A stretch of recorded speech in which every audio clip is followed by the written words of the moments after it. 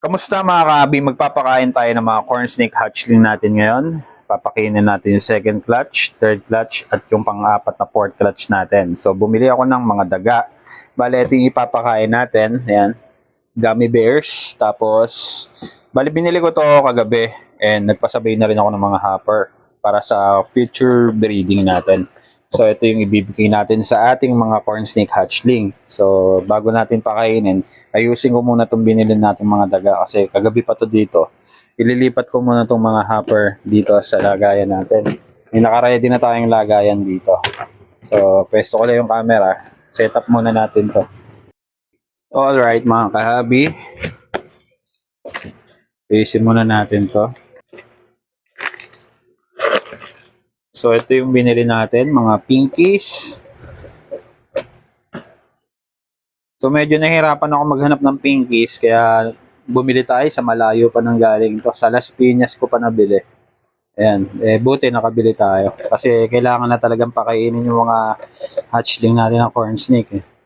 Gutom na yun, panigurado. So, ito yung bibigay natin mamaya. Tapos, itong mga to, ayusin lang natin.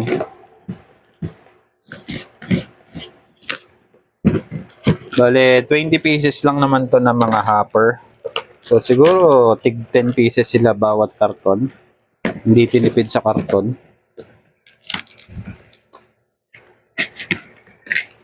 Ito yung mga hopper mice. Tumadon na yung isa. Ayan. May kasama palang puso to.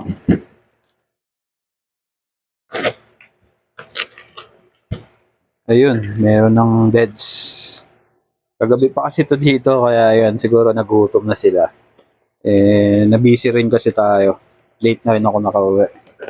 So, lipat muna natin to. Yung deads, bigay na lang natin sa kung saan natin pwedeng ibigay.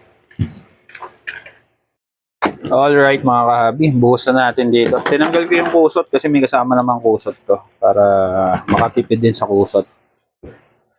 Si kusot pa lang may presyo na. So, buhos natin. Kunin natin tong isang deads. Kawawa naman.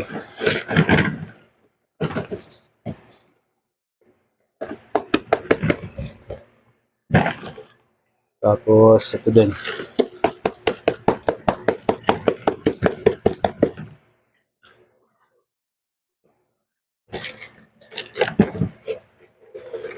So, ito. Tabi na natin. Tapos, pwede na tayo magpakain ng corn snake. Ito pala mga kahabi, yung patay na daga. Bigay muna natin dito sa ating Aniritesera na corn snake. So, ayan yung ating Aniritesera na male male het hypo. So, bigyan natin ng daga at deads. Yung inagat. Kakashed lang din ito Ayan o. So, yan na natin yan siya dyan. Malaki na yan. Kaya niya na yan.